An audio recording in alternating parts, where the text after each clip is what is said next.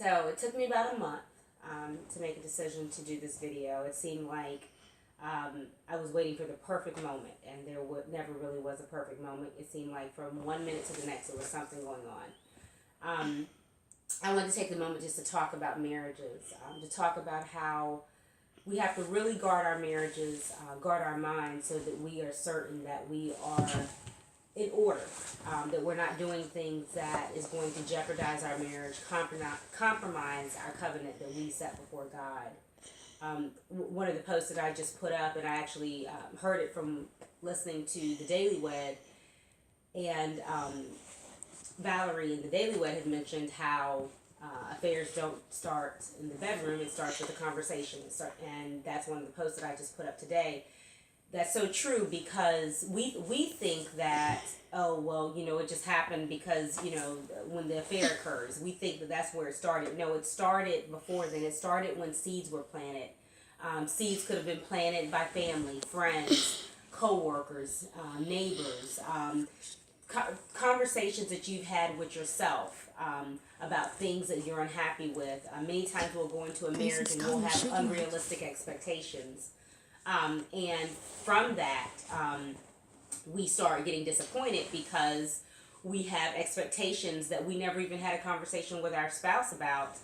And now we are entertaining another situation that could compromise our union.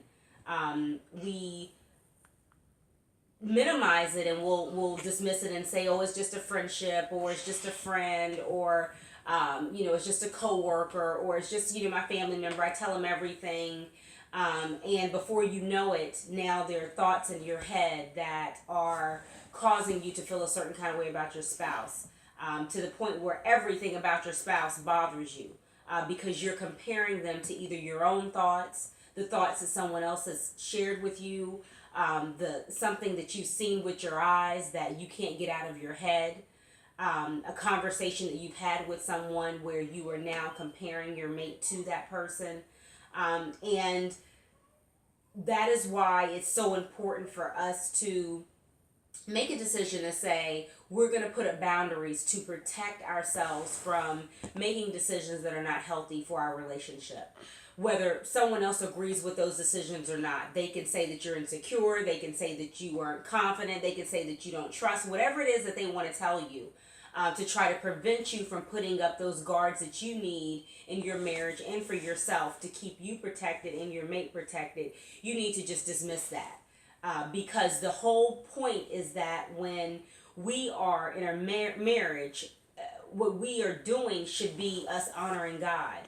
So how we treat our mate, how we talk to our mate, how we honor our mate, how we love our mate, it should all line up with the Word of God. It doesn't have anything to do with what other people are thinking outside of your relationship, or even sometimes what you're thinking, because sometimes your thoughts could not be in line. That's why it's so important that we have to pray and ask God to guard our hearts, to guard our minds, to help us to keep our thoughts pure and lovely.